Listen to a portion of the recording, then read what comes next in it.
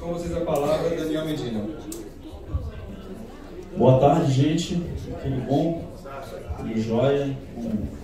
Fico muito feliz de conversar aqui com amigos conservadores, né? Palestrar aqui um pouquinho desse nosso trabalho de política já há muito tempo, principalmente nessa área da direita, da área dos conservadores, enfim. Eu acho que vou falar bastante de cases de sucesso, campanhas, principalmente para o deputado federal que nós conseguimos eleger, fundação de partido político.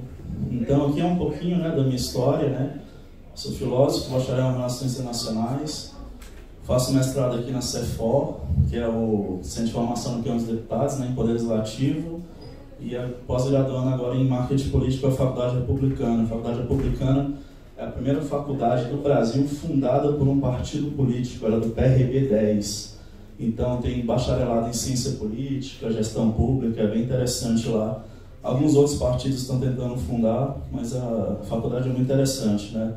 A gente já fez uma comunicação para vários partidos, vários candidatos, né? Já trabalhei, fiz campanhas, comunicação à ONU, FIFA, GDF, FIEG, Câmara. E estamos aqui com a IEP, né? Nosso amigo Regis ali. E tem também a Acrópole Consultoria lá no estado do Goiás, né? Deixa eu pegar o passador aqui. Bom, vamos lá. Isso aqui é muito interessante, a gente sempre começa as palestras falando das manifestações, né? O conservador, a direita, ela sempre manifesta, mas na hora da eleição, infelizmente, ela vota errado. Ela vota, principalmente, campanhas para municípios, né? Então, assim, a comunicação política é isso.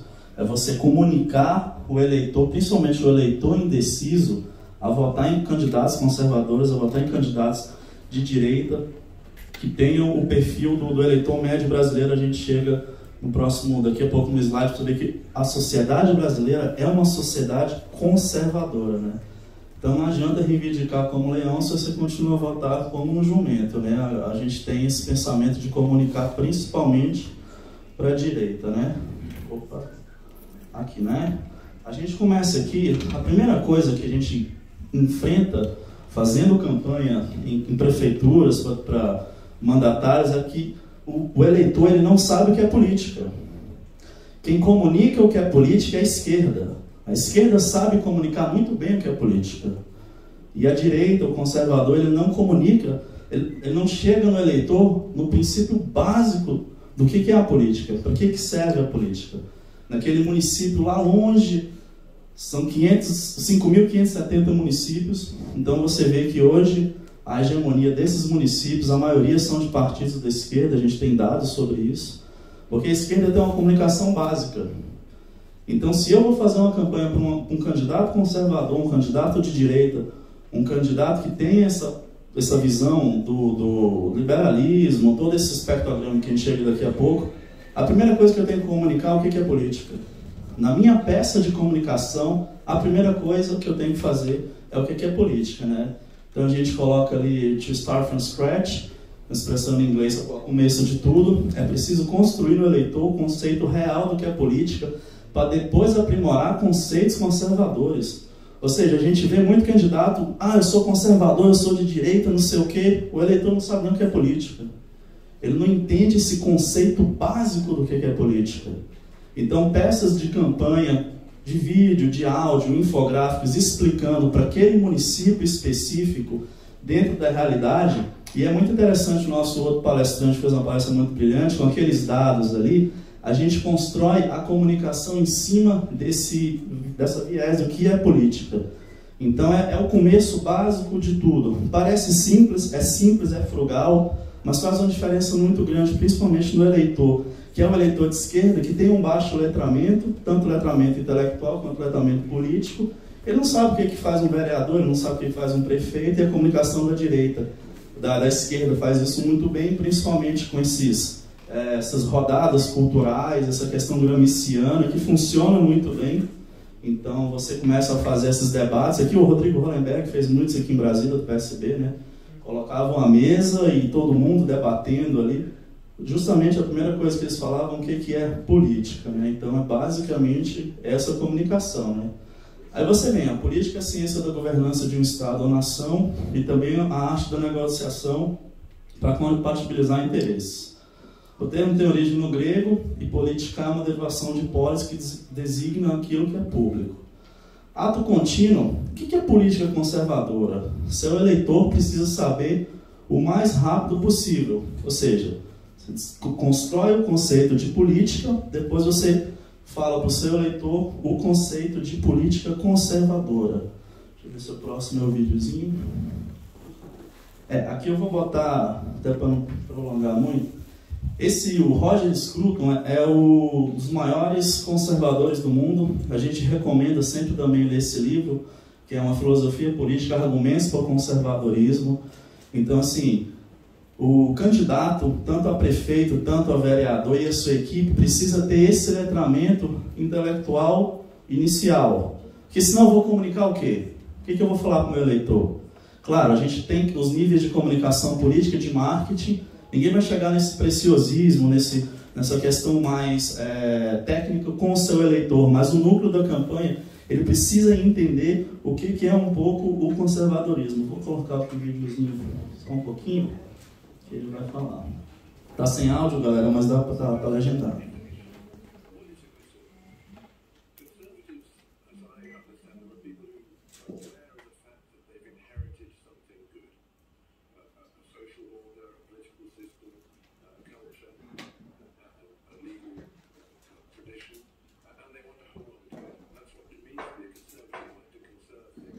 É isso que tem que falar, que o conservador conserva o que é bom, o que é tradicional.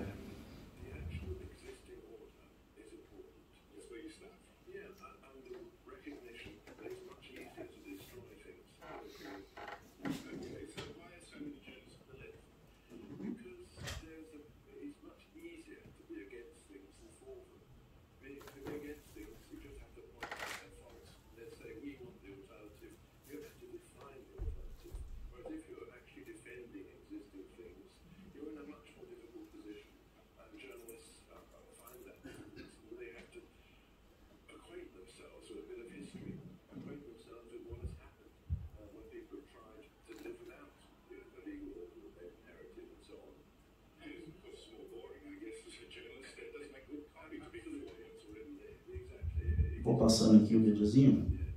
Então, exatamente é isso que o Roger Scruton diz. Opa. Que ele vai falar da BBC, né? Então, o que acontece? O conservador é quem? É quem conserva coisas boas. E o que o meu eleitor, o que o profissional de comunicação ele precisa passar para o eleitor? O que é bom para a sociedade? São os pilares básicos do conservadorismo. O principal, um deles, né? Esses são os valores da família. Então você vai ter alegria, ligação, união, cumplicidade, paixão, amor, abraço, respeito. Nada, a esquerda não tem nada disso, mas eles comunicam como sendo valores deles. Famílias distorcidas, ideologia de gênero e outras coisas. A comunicação deles é muito efetiva. Então o que acontece? Valores da família, patriotismo, livre comércio, família, diferente de valores da família. Você vai ter o tradicionalismo, então todo conservador ele é tradicionalista de qualquer forma. Você está vendo ali na fotografia, está defendendo ali progressismo, individualismo, equalidade, propriedade privada, defesa da propriedade privada e respeito às normas sociais. Ali tem uma senhorinha que o menino ele deve ser esquerdista e não quer dar o lugar para ela, né? Possivelmente. Então, esses valores da família, esses valores do conservadorismo são peça principal em qualquer campanha política de prefeitura e vereador, de candidatos que são conservadores, que são de direita. É nessa linha que vai a comunicação. Aí, claro, faz todo o estudo do município, puxa todos os dados que o nosso brilhante palestrante anterior fez e comunica isso daí. Todo cidadão entende isso daí. Entende que esses são os valores principais da sociedade e nós precisamos conservar isso daqui. Toda peça publicitária, seja em rede social, seja no contato vis-a-vis com o eleitor ou em grupos focais que a gente faz também, a comunicação ela vai em cima disso daí. E aí a gente começa também, isso aqui mais para o eleitor, nós temos aqui as principais vertentes, né, os principais teóricos do conservadorismo, né, isso é interessante também o candidato e a equipe conhecer, né. Você vai ter ali a Margaret Thatcher, né, os socialistas não gostam que pessoas comuns escolham, porque elas podem não escolher o socialismo. Olha que peça de publicidade interessante. Margaret Thatcher, simplesmente sensacional. Então o que ela coloca? Ela coloca uma peça construindo a ideia de socialismo. Muito interessante.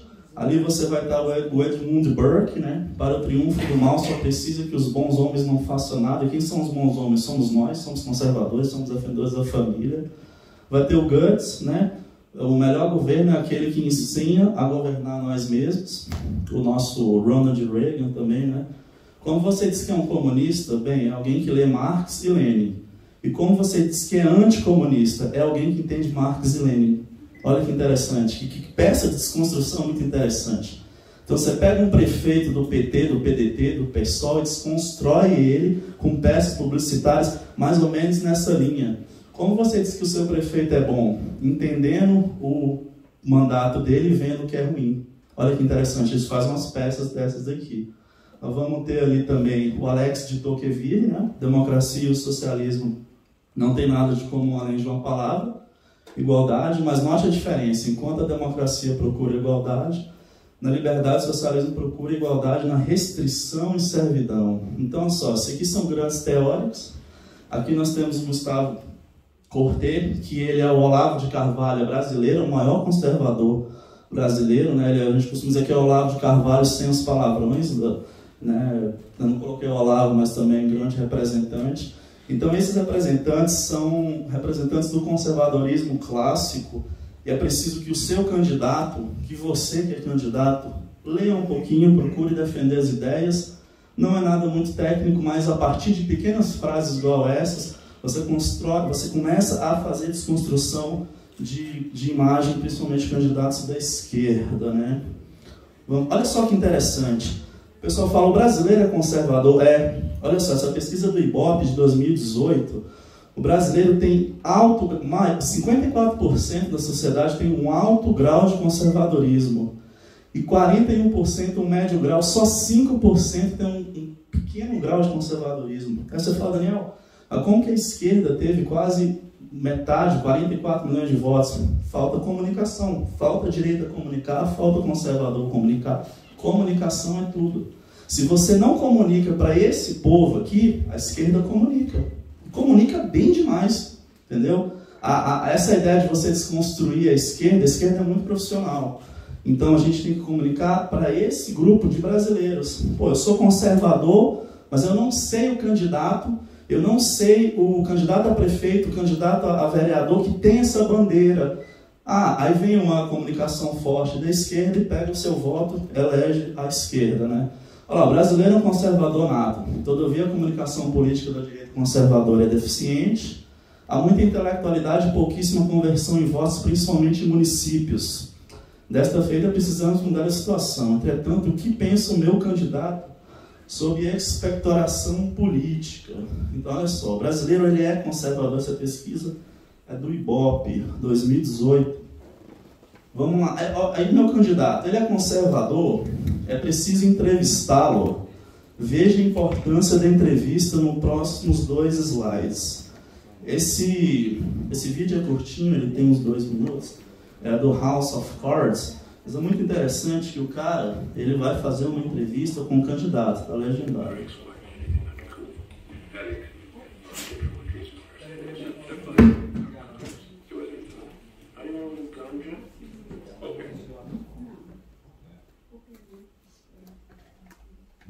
Muito interessante que se você não entrevista o seu candidato, se você não sabe o que o candidato pensa a respeito, fica muito complicado começar uma estrutura de comunicação política.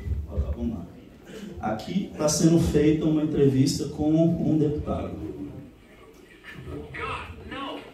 Deixa eu ver se está mais para o começo. Daniel Cabo. Cabo? Outro Cabo. Deixa eu ver. colocar essa slide aqui, né? O começo do outro é muito interessante também.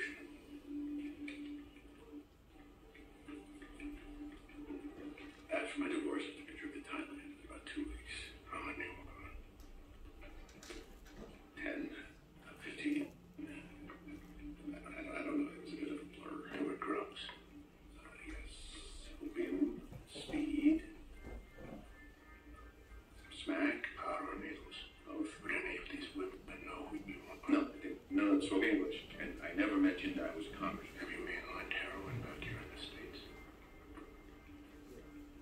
Just once. Any scars in your arm? No. It was mainly the cocaine. What about prostitutes here in D.C.? How often?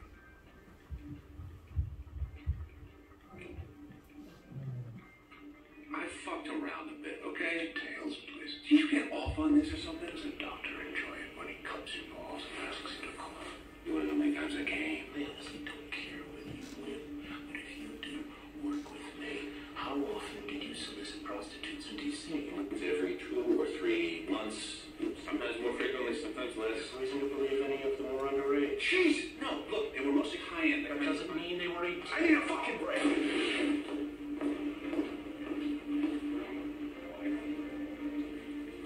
Acho importante para lá. What's going on? Isn't that what you're Frank? If I can get under his skin in less than an hour, how do you think he'll hold up under the press? It'll be a turkey shoot. All right, I'll speak. If you ever up to some of the shenanigans, the rest of the road, you'll give a shot. How much do we have to sleep under? Well, a kid at a time recovering his tracks. I've highlighted all the items I think you should admit to. The rest of the road. It's a lot not to talk about. Interessante, né? Olha só, essa cena é muito clássica. Se você não conhece o seu candidato, você tem que fazer um media training com ele. Às vezes a candidatura ao prefeito, aí ele vai num debate, você não sabe nada do seu candidato, ele entra em parafuso e ele acaba com a campanha ali. Ele fala besteira, ele fala palavras de baixo calão. Se você não conhece a vida do seu candidato, igual numa entrevista dessa daí, infelizmente a candidatura fica muito prejudicada. Então isso é muito interessante, porque você vê o que o candidato tem. Esse deputado, né, ele tinha caso de prostituição, então eles vão esconder uma coisa ou outra para evitar ataque. Quem faz ataque, a esquerda faz ataque. A gente sabe muito bem disso, esses portais, né? Mas como é que eu vou conhecer o meu candidato? Olha só, geralmente a gente manda um formulário, que é o diagrama de Nolan, para entender qual que é a coordenada política do meu candidato, né? Então a gente faz um teste geralmente desse. Não necessariamente esse, a gente faz um teste científico, né, dentro de conceitos propriamente da ciência política, um teste um pouco maior, mais abrangente, que vai posicionar o meu candidato dentro do diagrama de Nolan. Ele é mais liberal na economia, ele é mais conservador nos costumes, ele não é tão conservador assim nos costumes. Quem que é esse meu candidato? Eu preciso saber para começar uma comunicação, senão também fica prejudicado, né? Então eu tenho que entender o que o meu candidato faz. Então a gente faz uma bateria, a gente chama teste de grupo focal individual. A gente conversa com o candidato e vê. E faz também, aliado a isso, toda a questão de história da cidade, né? Vamos lá, aqui, olha isso daí, ó. Conhecer onde o candidato se posiciona é trivial para uma campanha política assertiva, né? Então a gente coloca ali, esse é o diagrama de Nolan, então a gente vai colocando ali qual é a porcentagem ideal para dentro daquele município. E dentro do município a gente já rodou pesquisa qualitativa e pesquisa quantitativa. Então eu sei se o meu eleitor dentro daquela cidade, a liberdade dele econômica está dentro dos 30% ou dos 40%. Se for assim, eu não vou fazer muita peça publicitária, eu não vou direcionar, principalmente em coleta de leads de rede social, comunicação para esse público. Eu vou colocar para um público mais acima. Então assim, ele tem uma liberdade maior, ele é mais liberal, então eu jogo comunicação mais para lá, tudo dentro da métrica de porcentagem do meu eleitor para o que o meu candidato pensa, e obviamente a gente direciona o candidato para dentro dessas pesquisas, né? Vamos ver aqui. Aí aqui, ó, o candidato conservador deve indubitavelmente se posicionar à direita. Então a gente está no Congresso Conservador, então a gente está bastante em cima disso. Olha lá, os direitistas, os liberais e os esquerdistas, né? Aqui vai essa do Brasil, Liberdade e Progresso. Então você vê que o direitista, guerra às drogas, incentiva o patriotismo, lembram do outro slide. E instituições religiosas devem ser isentas, as corporações ali, um pouco ato falho, mas defendem um pouquinho também. E aí quando você começa a fazer campanha para lá, começa a ficar difícil. Então, se o seu candidato está posicionado mais para o vermelho, a candidatura fica muito complicada. Às vezes não é viável, a gente abandona essa conta de candidatura, porque é difícil. Aqui no slide extra, né, o que os partidos políticos estão fazendo hoje para enganar o eleitor? Que é o rebranding político, né? Então, o PT do B virou Avante, o PTN Podemos, o PEN, né, Patriota, PMDB, MDB, PFL Democratas. Alguns partidos interessantes ali, mas a gente percebe que não houve mudança de ideologia, houve mudança de comunicação, que é diferente. Então eles estão com o mesmo estatuto, só que estão comunicando diferente, né? O Patriotas, os Democratas estão comunicando na linha mais centro-direita aqui. Vamos avançar. Olha só, após a construção política, positiva da política, porque o conservadorismo é o caminho, conhecendo o nosso candidato, devemos comunicar como funciona o sistema brasileiro. Então a troika básica é, para o meu eleitor conservador, o que é política, o que é ser conservador, a maioria do brasileiro é conservador. Depois a gente entra com a comunicação básica de como que funciona o Estado brasileiro. Se a gente está aqui em Brasília, a gente conhece muito como que funciona, mas você pega essas prefeituras, muitos dos eleitores não sabem o que o executivo faz, o legislativo, o judiciário, então a gente precisa comunicar isso. Então nessas 3 linhas, constrói a imagem positiva da política, constrói a imagem positiva do conservadorismo e coloca como que funciona o Estado brasileiro para ele entender, né? Então essa é a troika inicial. E aqui, para conhecer um estrategista político de campanha, você precisa ter essas características, né? Então você precisa, o profissional de comunicação eleitoral, ele precisa entender de tecnologia, quais as ferramentas que ele vai usar. Então geralmente em campanhas de municípios a gente não usa YouTube, não usa Twitter, não tem densidade para isso. Que são as limitações, qual que é o potencial, qual que é o comportamento do usuário. Depois eu tenho a comunicação, qual é o conteúdo que você vai comunicar, qual é o nível de semântica, semiótica, coesão, coerência, qual é a forma, vai ser o contato vis-a-vis, vai ser disparado na internet. Mobilização, a direita falta também, nosso outro apresentador também falou disso, quais são os canais, e ele tem que entender também do sistema político, partidarismo, mecânica eleitoral e história da política brasileira, né? Vamos aqui. E aí, findada essa troika básica, né, comunicar o que é política, o que é conservadorismo e a história do sistema, como que funciona o legislativo, executivo, judiciário, o que a Câmara de Vereadores faz, o que o prefeito faz. Parece simples para nós, mas para o eleitor faz uma diferença absurda. Então aqui nós temos 5.570 prefeitos e 57.434 vereadores, né? É muita gente. E assim, a maioria, acho que a gente eu não quis trazer também esse dado, que ele é muito, mas acho que uns 70% é centro-esquerda. Aí entra naquele balaio de gato todo, que agora o pessoal está nessa onda do conservadorismo, mas na verdade não são, tá? É mais uma enrolação mesmo. Vamos ver aqui. Agora iremos analisar uma proposta real de pré-campanha política conservadora para vereador de Anápolis, né? Nós temos a proposta norteia cientificamente porque você tem que apresentar um projeto, você tem que justificar, você tem que contextualizar a proposta, você tem que ter uma problematização, uma hipótese, um objetivo, metodologia e um planejamento de marketing. Uma estrutura de campanha bem montada, ela invariavelmente ela passa por cima desse sistema. Eu vou colocar aqui, ele está... Vou colocar aqui rapidinho.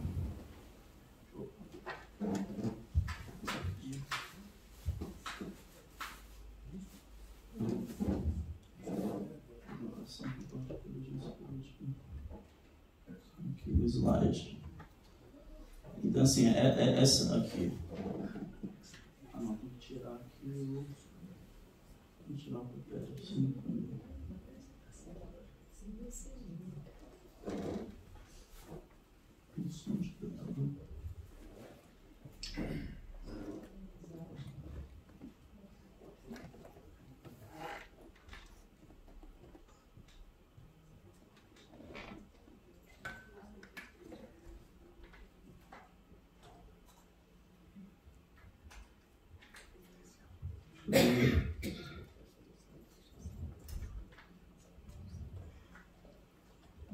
Tá aparecendo aqui, deixa eu só resolver aqui.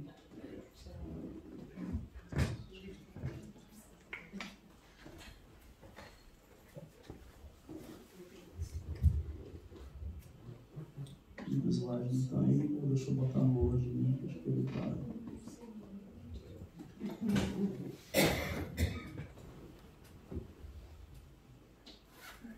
Aqui, esse é o Gabriel. Essa é uma proposta, deixa eu discorrendo aqui, né? E o que acontece? A gente manda uma proposta, né? A proposta visa criar uma estrutura de pré-campanha eleitoral, visando estratégia digital e propriedade intelectual inserida. Sempre você estrutura a campanha. Você apresenta o projeto, justifica, contextualiza, faz as problematizações, hipóteses e objetivo geral. Vamos lá. Então, a gente, bem rapidinho também, aqui, a gente colocou... Baixando aqui, ops. Os técnicos. Aqui, baixando aqui. Aqui a gente apresenta o projeto, né?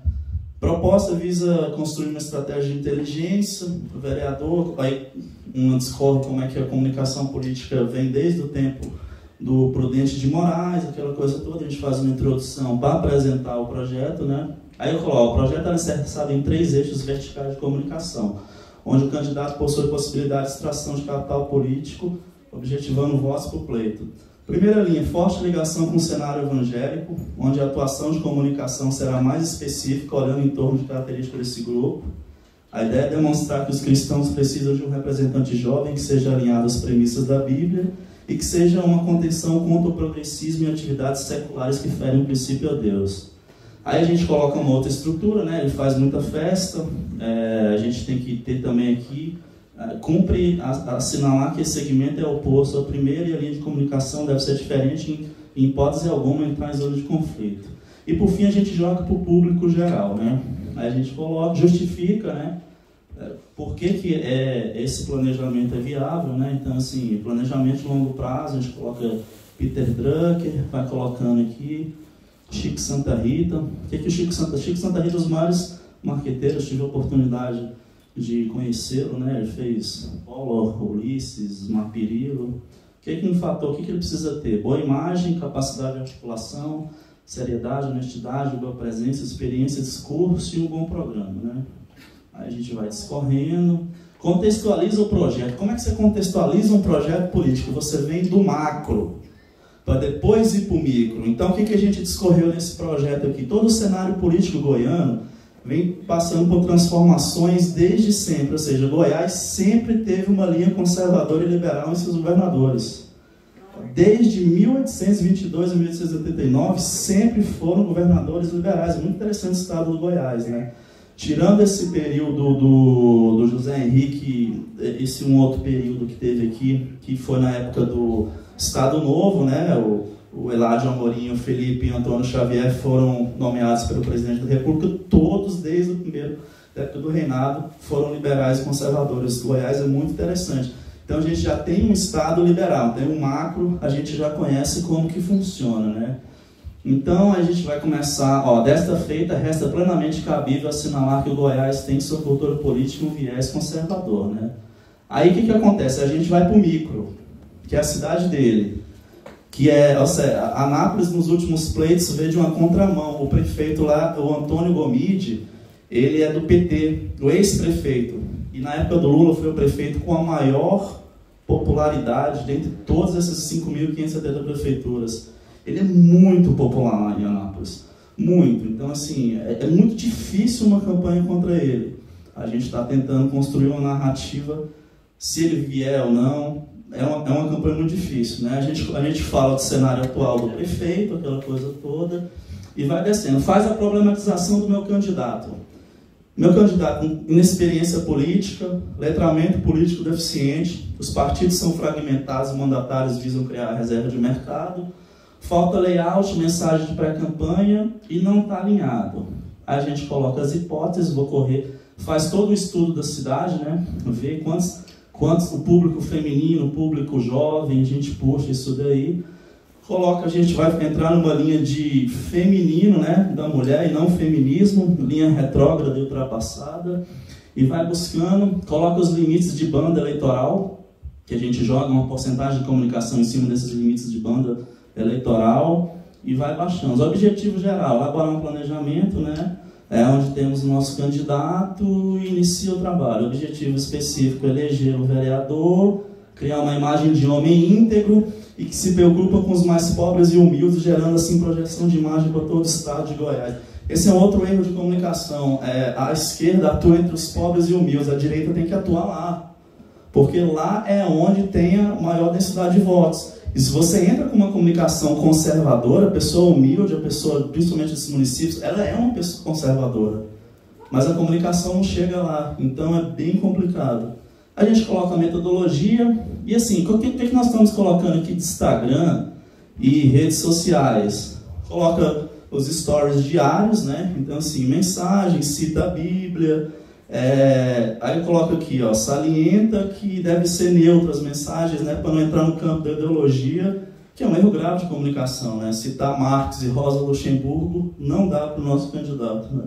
Mensagem público jovem, mensagem sobre Anápolis, aqui, ó, jamais postar fotos com bebidas, esborne, situações íntimas. E a gente vai colocando, recomenda foto para evitar overposting, né? O candidato coloca 300 fotos, 500 fotos, fica ruim a métrica de lead, de coleta em redes sociais, péssimos vídeos também. Então a gente vai colocando todo Facebook, a mesma coisa, né? Vou postar para não ficar muito. O WhatsApp, a gente está usando muito chatbot. O chatbot é muito interessante para a campanha de vereador. Você consegue direcionar para um bairro específico, né, através de coleta de números. E aí vai vindo metodologia, contato vis-a-vis, língua lusófona, né, vou passar que demora bastante. Tem que fazer uma matriz SWOT do candidato. Qual que é a missão? Então, amanhã eu vou falar sobre storytelling político e priming effect político também. Psicólogo John Barg, a gente está usando isso daí. Valores da nossa empresa, coloca aqui os honorários. Enfim, isso aqui é um trabalho, o croquis de uma campanha política passa exatamente em cima disso daí. É bem isso daí. Agora deixa eu voltar aos slides, não demora muito. Aqui. Onde é que eu estava?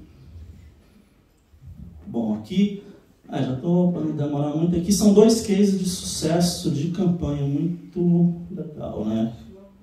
Aqui também. Opa. Bom, aqui 2 cases de sucesso muito legais, né? Aqui campanhas políticas são técnicas assertivas, como a que vimos do Gabriel Inácio, por conseguinte, irei versar sobre 2 cases meus de grande sucesso. Em cima daquilo, a primeira, né, sou fundador do Novo, aqui no Distrito Federal, então nós pegamos o partido, praticamente ninguém sabia o que era isso, ninguém conhecia o que era Partido Novo, foi apresentado ao partido por um grande amigo meu, que eu era filiado ao PSC, fui candidato a deputado distrital aqui pelo PSC, e aí começou pequenas reuniões do Partido Novo, né? Coloquei a provocação ali para ver se será que é novo mesmo. Então nós começamos a construir o partido aqui no Distrito Federal, desde a coleta de assinaturas e outras... Deixa eu passar aqui para mostrar também, eu pego o passador.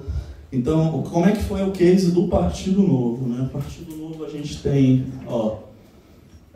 essa foto é muito histórica. A primeira impressão de material de comunicação do Partido Novo, quem mandou rodar foi eu. Olha, foi 20 de novembro de 2015, lá no Ceilândia. A gente tinha um panfleto, eu fiz a arte, a gente tinha que rodar um evento que era para pegar a coleta de assinaturas, não, já tinha vencido essa parte, era para Conheça o Novo, aqui na Asa Norte, não me lembro se era basicamente isso, eu dei um panfleto. E aí a gráfica não queria rodar 7 horas pelos panfletos do Novo, esperar até agora é amor ao trabalho e amor ao Brasil, e tem um sonho de fazer que as pessoas da gráfica acreditem nisso, né? Aí eu falei, cara, tem que rodar urgentemente, porque é o primeiro panfleto do partido, não sei o quê. Eu falei, cara, quer saber? Vamos politicar aqui. Aí fui comprar uma grade de cerveja, aí ficou tudo bonito, né? Aí a galera começou, não, é esse partido mesmo que a gente vai votar, não sei o quê, aquela coisa toda, né? Aqui a gente tem o que a gente fez no Novo, né? A gente chamava pessoas famosas no circuito acadêmico, político, André Ramos, e fazíamos apresentações do partido na sede nem era partido, né? Ali na Asa Norte. Isso desde 2012, 13 mais ou menos, né?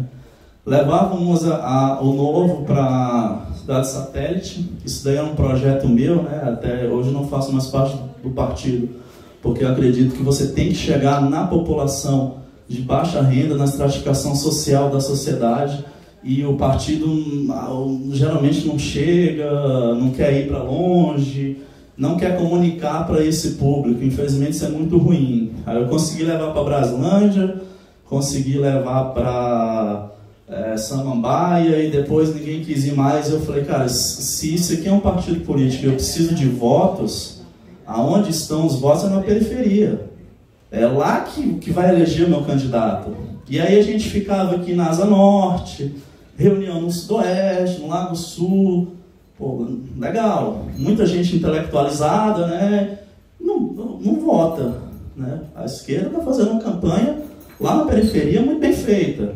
E aqui a gente fica aqui naquela outra foto ali, a gente fez 3 anos de reuniões ali no salão, na 304 Norte ali, é difícil acesso para o povão, né? Então, assim, eu preciso que o meu público vote no meu candidato. Eu preciso passar que esse partido é legal, bacana, não sei o quê.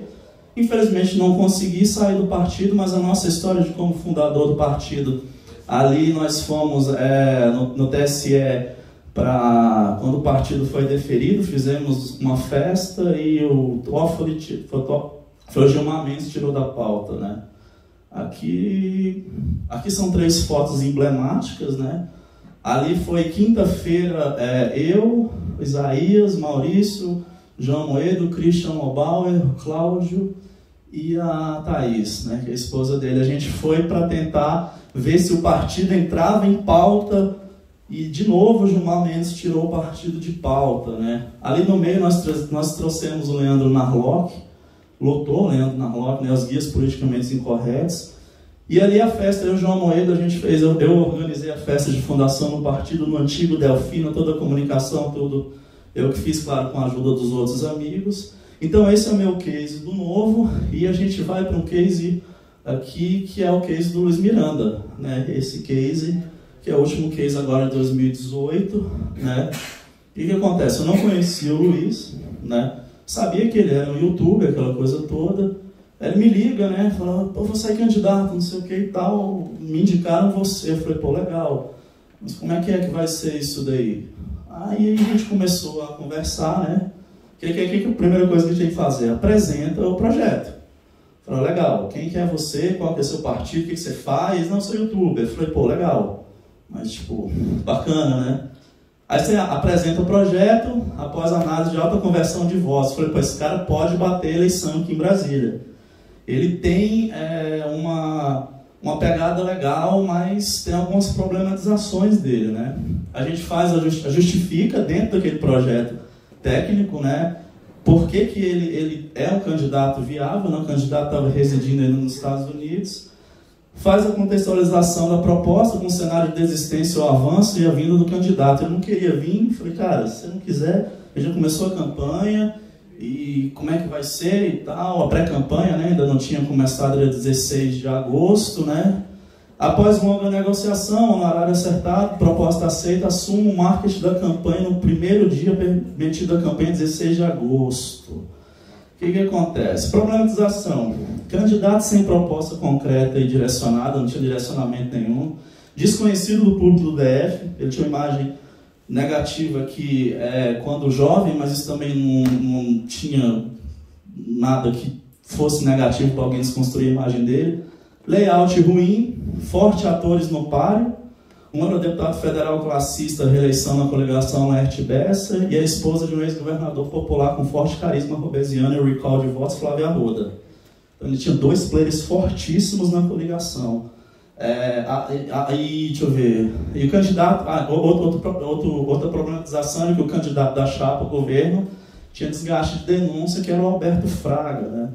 No meio da campanha surgiu um escândalo aí de corrupção, mas ele já vinha bem ruim na campanha. Além de mal colocado nas pesquisas, o Alberto Fraga, né? Luiz tinha muita denúncia de haters, partido enfraquecido, democratas não tinha um deputado distrital eleito, tinha só o Fraga, mas também enfraquecido. Equipe enxuta e a maioria com pouca experiência em campanha política, entre outros fatores, né? Essa problematização do nosso candidato. Hipóteses. Tinha curto prazo para erro. A priori, minha primeira intenção era desconstruir a imagem dos dois principais players. Desconstrução de imagem ganha campanha. Então, às vezes, dependendo da campanha, você tem que preocupar mais em desconstruir o seu candidato do que construir a imagem do seu. Então, o que acontece? Isso tem que ser feito. Eu tinha o Laerte Bessa e tinha a Flávia Arruda. A desconstrução do Laerte Bessa tinha uma peça montada, a gente fez algumas peças montadas, né? E da Flávia Arruda era muito fácil desconstruir a imagem dela por conta dessa foto aí, apesar de que o próprio Arruda ainda ele tem um recall político muito grande. Mas a gente ia fazer essa desconstrução, né? O que acontece? Aí é o trabalho de inteligência e de estratégia. Se eu entro desconstruindo a Flávia e eu entro desconstruindo o Laerte Bessa, eu não consigo voto para fazer coeficiente de média. E aí o seu marqueteiro, o seu estrategista político precisa entender de métrica de duração eleitoral. Nós ganhamos essa campanha com 65.107 votos, por 2.000 votos a mais entraria o Paulo Fernando Patriotas. Então uma campanha de desconstrução de imagem dos dois elegeria a Flávia Arruda e não faria mais ninguém por média na coligação. Numa sorte absurda, ela entraria por sobra de campanha eleitoral. O que depois a gente foi ver, poderia ficar ali também com o Joaquim Neto, que é o neto do ex-governador Joaquim Roriz. Então essa é uma hipótese. O que eu fiz? Eu não entrei desconstruindo o Laerte Bessa, nem entrei desconstruindo a Flávia, porque eu precisava que a Flávia viesse com uma votação alta, e por pesquisa qualitativa e quantitativa que nós pegamos na coligação, nós entendemos que ela seria mais votada, então ela bateu o coeficiente eleitoral de 121.320 votos e fez o Luiz por coeficiente de média. E o Laerte, e outra, se eu desconstruo o Laerte, ele tem uma votação menor do que essa, eu não bato o coeficiente de média, então eu não faria a segunda cadeira de deputado federal aqui em Brasília. Vamos lá. Aqui, conforme as urnas demonstraram, meu recuo na estratégia foi acertado, né? O receio não era entrar por quê? Coeficiente média, vaga para a coligação que eu falei. Ato contínuo, tínhamos pouco tempo e precisávamos de propostas assertivas. Zero chances para erro. Então a estratégia foi, é aquela coisa que eu estou falando, o candidato precisa de proposta. Tem candidato da direita, a esquerda sempre tem proposta, né? O conservador, o candidato de direita não tem proposta, ele não sabe falar aquilo lá, ele não sabe falar o que é política para o eleitor, construir uma imagem boa da política para o eleitor, ele não sabe falar os valores do conservadorismo, que é a defesa da família, que é o patriotismo, que é os valores morais, ele precisa falar isso, ele tem que ter essa visão de proposta para o eleitor. A esquerda faz isso muito bem, a direita, infelizmente, não. Então o meu candidato não tinha proposta nenhuma, tinha um flyer ruim, com erro de português, bem complicado. O que acontece? Falei, eu vou construir 25 propostas rememorando o partido DEM, que é o 25. Então, o que acontece? Qual que é a troika do liberalismo econômico? Educação, saúde e segurança. Já que ele está num partido, enfim, aí o debate é amplo, mas é centro, o DEM é centro, a gente joga para a direita para colar a imagem do Bolsonaro, eu vou chegar daqui a pouco lá. Então você faz 25 propostas de educação, saúde e segurança. Em suma, a troika básica do liberalismo econômico. Menos intervenção estatal e foca no que era preciso. Por conseguinte, restariam ainda 10 propostas. Então a gente coloca essas propostas aí, ó, 5 de educação, 5 de segurança, né? Reforma o Código Penal, revoga o Estatuto do Desarmamento, recupera a Polícia Civil, defender o ciclo completo de polícia e federalização de segurança pública, Polícia Militar, Bombeiro. Olha só, interessante as propostas que eu construí para a saúde. Defesa de um sistema descentralizado e baseado no livre mercado. MedFound Brasil, que é um fundo estatal para pessoas em situação de vulnerabilidade social realizarem tratamentos médicos de alto custo. Esse MedFound é um projeto que eu puxei de Singapura, um projeto sensacional, super liberal, super conservador, sucesso. Depois a gente propõe, foi proposta a lei do Para Onde Voa o Doutor, né, que é um app que oriente o usuário para ver qual a especialidade médica deverá ir. Parceria público-privada para a construção de centro de excelência visando o idoso, doente crônico, autoimune e portadores de câncer, não tem. Remuneração de prestador de serviço com foco na produtividade e qualidade, visando redução de custos e assertividade no atendimento. Terceirização, né? A gente tem aqui no Hospital de Base, em Goiânia, lá no Hugo, enfim. Depois a gente vem com a educação, voucher educacional, né? Ou seja, o voucher educacional dentro da direita, dentro do espectro político conservador, é voucher. Ou seja, porque se o Estado já paga muito caro para o meu filho estudar, o Estado me dá esse dinheiro e eu coloco ele onde eu quero, na universidade privada, na escola privada, onde que eu quero. Então, esse voucher, a gente levantou essa bandeira. Depois nós fizemos a inversão da destinação do recurso que se alicerça no ensino superior para colocar na educação básica. Qual que é o objetivo aqui? Tirar a esquerdização das universidades públicas brasileiras. Tira o dinheiro de lá e coloca na educação básica, é o que o Abraham vem tentando fazer, um excelente ministro do nosso governo Bolsonaro. Inteligência emocional nas escolas, isso é muito interessante, inteligência emocional do livro do Daniel Goleman, que é um best-seller. Como que você vai, desde pequenininho, a criança precisa compreender quais são os relacionamentos sociais, interpessoais que ela precisa ter com seus coleguinhas. Inteligência emocional, destinação de emenda para a construção de escola pública e excelência em centro urbano e cidades mais distantes. Ou seja, a gente, visando essa 15ª, a gente tinha essa questão de colocar para o voto da periferia, né? Calma aí, deu problema. Então essa foi uma estrutura. Aqui, deixa eu ver as próximas fotos. Deixa eu ver. Chegou aqui. Os problemas técnicos. Acho que desligou aí também. Das propostas, teve alguma já que foi viabilizada? Então, deixa eu também. Já respondo.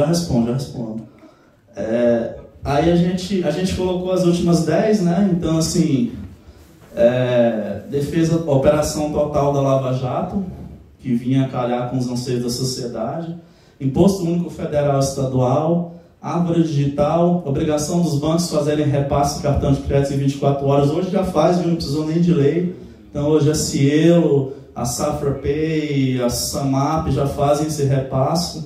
Unificação do SMS, Vale do Silício aqui em Brasília, livre comércio, direito do jovem dirigir a partir de 16 anos. Esse programa Teoria do Dano Meliante deverá indenizar materialmente a vítima e, além de ser preso, deverá trabalhar para quitar o subtraído. É um projeto que nós registramos em cartório. É muito interessante também, quando você for fazer proposta, registrar tudo em cartório. Você está tudo registrado em cartório, né? Até para o eleitor cobrar depois, né? Então você joga uma pressão, tem candidato que não gosta, a gente sempre orienta, né? Defender a reforma tributária visando o livre mercado e a concorrência tornando um país competitivo no cenário internacional. Eu não vou discorrer, eu ia colocar o trabalho grande das propostas, mas não vou colocar até porque demora, mas basicamente são essas 25, só que dentro dessas 25 tem um texto explicando o porquê em cada proposta dessa em cima daquele negócio, contextualização, problemática, hipótese. Então, assim, é um trabalho grande. A gente não faz um trabalho de uma hora para outra. Assim, cada proposta daquela é uma proposta daquela do Gabriel. Então, sei lá, a gente tem quase mais de 200 páginas que eu particularmente tive que fazer isso 4, 5 dias em toque de caixa. Definida a proposta, Mola mexe qualquer campanha, as últimas 2 estratégias foram não alinhamento com nenhuma majoritária governador. Então a gente não fez alinhamento com Fraga, a gente pegou nem o material que chegou nós não distribuímos, que seria uma desconstrução de imagem. Alinhamento a pouquíssimos candidatos a deputado distrital, o tempo era curto, né, para analisar individualmente cada um, e crise de imagem poderia se instalar a qualquer momento, ou seja, como a campanha tomou corpo, vários deputados distritais queriam fazer essa aliança com o deputado, a gente barrou a maioria porque poderiam ser oportunistas, ou esses próprios candidatos poderiam ter a imagem muito manchada, seria uma desconstrução de imagem difícil de entrar com uma prevenção de crise. Alinhamento total à candidatura de Jair Messias Bolsonaro à presidência da República e colar a imagem na segurança, militarismo, né? Estratégia política assertiva, marketing ajustado, eleito deputado federal em 7 de outubro de 2018, 65.107 votos. Ali a gente vai lá, o que a gente fez nas peças lá? Luto, preto, Bolsonaro lá. Me desculpem, mas não consigo continuar fazendo campanha, falando negócio, sabendo que tudo que eu luto contra hoje mostrou sua cara, sua cara e esfaqueou uma pessoa, aquela coisa toda. Então, assim, só volto com os vídeos quando tivermos certeza que o Jair se recuperou. Aquela outra foto ali, colando a imagem dele no militar, buscando o voto do militar, né, fazendo essa questão do militarismo, coloca o fundo preto, aquela coisa toda. Descolamento, ó, por sinal é aqui, essa foto aqui onde a gente está, aqui exatamente nesse auditório, sem vinculação com nenhum candidato a governo e sem nenhum deputado distrital, ou seja, um eixo de campanha direcionado apenas para o candidato. Depois ali, Jair Messias Bolsonaro, né? Essa foto foi feita há muito tempo, né? E aí obrigado, aquela coisa toda, Bolsonaro 17. Depois, vamos lá, acabando. Beleza, é isso. A gratidão é a memória do coração. E aqui a gente encerra aqui rapidinho, deu em cima, né? Nossos contatos aí da IEP com o nosso Regis ali. MB Inteligência lá na Amazonas e Acrópole, meu WhatsApp. Obrigado, Deus, por tudo. E é isso daí. E agora estou aberto a perguntas, né? Bom, enfim, hoje não faço mais a comunicação do Luiz, né? Eu fiz a campanha dele, eu fui contratado para fazer a campanha dele, mas depois não trabalhei mais com ele, então fui contratado como marqueteiro, como publicitário da campanha. Então, assim, não temos mais contato. Eu como brasiliense, como eleitor dele, espero que faça sempre um bom mandato e que tenha uma boa imagem, que tenha uma boa equipe, é o que a gente torce. Hoje eu sou um eleitor dele, como os 65.107 votos que votaram nele.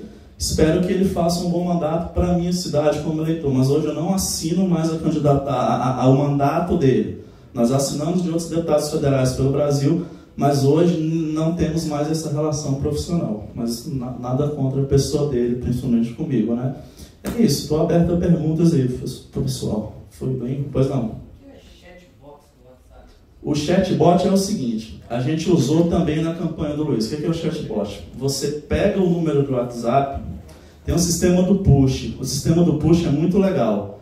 Eu coloco um sistema de radiofrequência aqui, ele vai chegar em 100% dos celulares num raio de 1 a 2 km. E aí o que o chatbot faz? Conheça as propostas do candidato tal. Se você se sentiu SMS, então assim, a legislação eleitoral não versa sobre SMS, é uma lacuna que a gente tinha em 2018 e ainda está vigente. Então, se você gostou das propostas do candidato João, clique aqui. Quando você clica aqui, você entra para o CRM nosso. O que é o CRM nosso? São pessoas que são treinadas, geralmente esse treinamento eu faço, 24 horas por dia, falando tudo sobre o seu candidato. Então, você pega um grupo de 7 pessoas, explica o que é teoria, a ciência política, toda essa historinha, o que é política, E dependendo do candidato, o que é conservadorismo, quais são as bandeiras do candidato, o que o candidato pensa sobre isso, o que o candidato pensa sobre aquilo, e o pessoal vai respondendo no WhatsApp. Então o chatbot é basicamente isso. Você clica lá e o próprio WhatsApp ele tem um robô que vai te respondendo. É como se fosse aquela menina da Magazine Luiza, que vocês já viram. Aqui não, é como se fosse um chatbot, mas aí o WhatsApp ele me dá essas ferramentas de eu começar a interagir com o meu eleitor. Se o eleitor clicou, goste das propostas do Antônio, ele já me deu um número, concorda? Então eu já tenho o número dele, aí eu começo a fazer comunicação para ele direcionada. Então assim, aí essa equipe treinada, geralmente são 21 pessoas, 24 horas, elas vão estar respondendo diretamente tudo ali. Qual que é o problema do meu candidato, o que o candidato pensa sobre isso, o que o candidato pensa daquilo, deu problema, liga para mim, liga para uma outra pessoa da equipe, sempre tem que responder o eleitor, sempre. Então essa é uma campanha bastante estruturada. Amanhã eu vou estar falando sobre storytelling político, a construção de imagens, a construção de histórias que marcam corações e mentes, que é hoje como que você ganha uma campanha focando no coração, no emotivo do eleitor. Vou colocar vários vídeos de campanhas, principalmente da esquerda. A esquerda é profissionalíssima nisso. Tem vídeo da Marina, tem vídeo da Dilma, enfim, e tem como conservador produzir esse tipo de peça. Vou estar falando sobre Priming Effect eleitoral, que é do professor John Borg, como que você vai buscar o voto no subconsciente do seu eleitor através de construção de peças publicitárias. E chatbot e outras técnicas aí já são ferramentas que eu vou estar falando amanhã, que nada são se não tiver uma estratégia de comunicação política bem montada. É isso, mais perguntas? Não? Beleza, gente. Muito obrigado, viu? Valeu.